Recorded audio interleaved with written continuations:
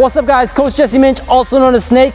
Today I'm going to show you one of my favorite personal go-to moves that's pretty crazy that I like to use to get to the rim to score more points, and it's called the Viper Strike.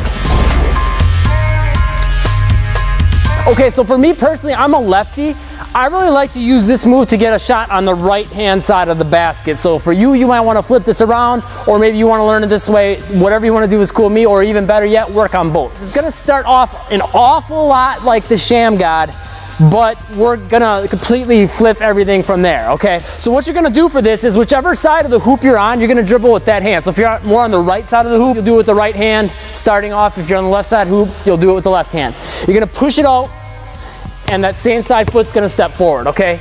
That's the very first part's pretty much gonna be like the same as the shammgod. So you're gonna push it out like this, and then the opposite hand's gonna come over the top of the ball like it would normally in a shammgod. Now from here, you have two different ways of doing it depending on how much ground you can cover and how much space you have. The way I really like to do it, because it really catches them off guard and kind of freezes them up as you're continually moving towards the hoop, is I'll come from that shammgod position right into a behind the back wrap, into my two steps, into my layup. A couple tips that I can give you on this is, depending on if you're further from the hoop, you don't need to give as much of a fake coming this way to get the defender to move that way. And you can do it more coming forward. But if you need to get the defender moving that way more and you're a little closer to the hoop, you can afford to step out on this step. Before we go on, two things. Make sure you hit that like button if you're liking this move so far. Number two, you might want to be careful with this move if you have a coach watching. He might not like the behind the back handoff type stuff, or even the shammgod. So you kind of have to know your coach. So the second option I want to show you is that you are further from the hoop and you can't really cover a ton of ground on those steps. Then from there, actually go into the shammgod, okay? Actually dribble the basketball. So push it out, go into the shammgod, and then take your two steps, okay?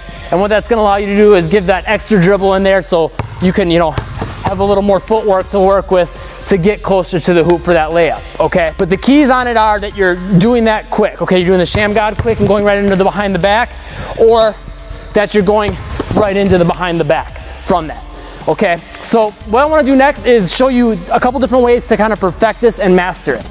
Okay, so the very first thing you could do is to get just repetitions doing this down the court so you can get the coordination down for the hand motions and the footwork and the ball control, okay? So all you would do is you can come here, shammgod behind the back, here, shammgod behind the back. And then on the way back down the court, you would just go boom, right into the Viper Strike, boom, right into the Viper Strike. Push it out, shammgod motion, but right into the behind the back. So the next thing I like to do with this is really work on being able to do it from far out. It's called the Viper Strike for a reason, because if a Viper strikes, like they come from far away and boom, they can cover a lot of ground real quick and strike quick. So that's what we're trying to do, is be able to cover a lot of ground on this, and this is the way I tend to use it, to catch people unexpectedly, to come to the hoop quick, but while doing a little bit of extra footwork and ball movement to kind of keep them guessing on which way you're gonna go and get them to jump that way, right as I'm about coming this way behind the back. And the thing that I like about the behind the back is when your defender's tight to you, you have protection over the basketball.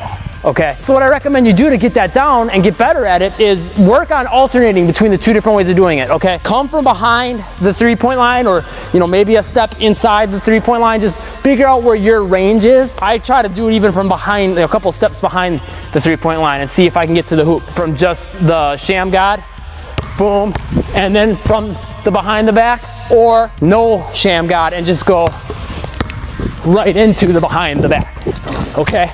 Really trying to cover ground on those steps. So you come here, trying to cover ground, okay? And then doing it right from the handoff's gonna be even tougher. So you might wanna step in a little further from that, but if you can get it from far away, you can get it off even quicker in games, which is gonna be helpful. A couple tips I can give you on this is, typically when you dribble the basketball, you wanna keep the ball tight to you, right?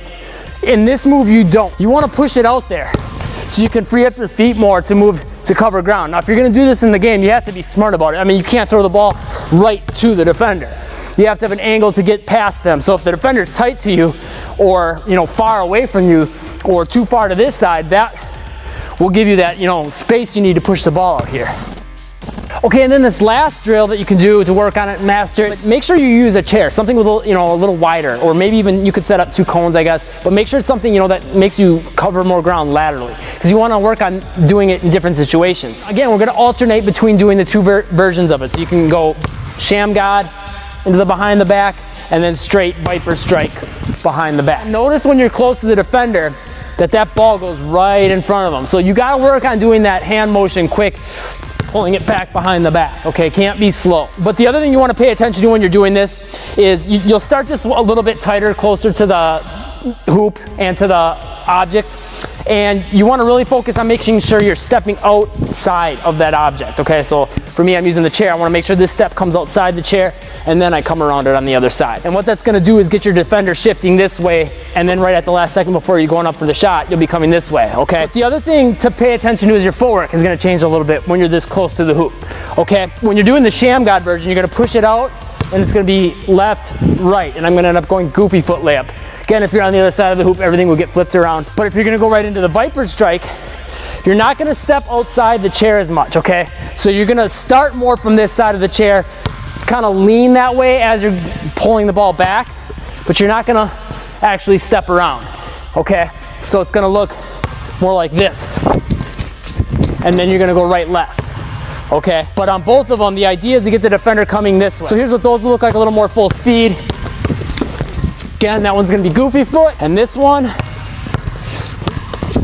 regular, and not as much of a lean into the fake on the shammgod part of the move. So all right, if you found this video helpful, do me a huge favor, hit that like button. It helps me out a ton because I know what you guys want to see more of. Also, make sure you leave a comment down below and tell me what you want to see more of. And make sure you click that subscribe button and click that little bell to get on that notification squad so you can catch those videos the second they come out. Now, if you want a way to take your handles to the next level and get a crazy crossover, click this link right here. It's a $3 workout.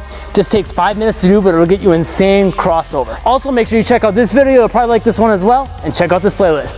Thanks for watching. Stay tuned for more and break some ankles today.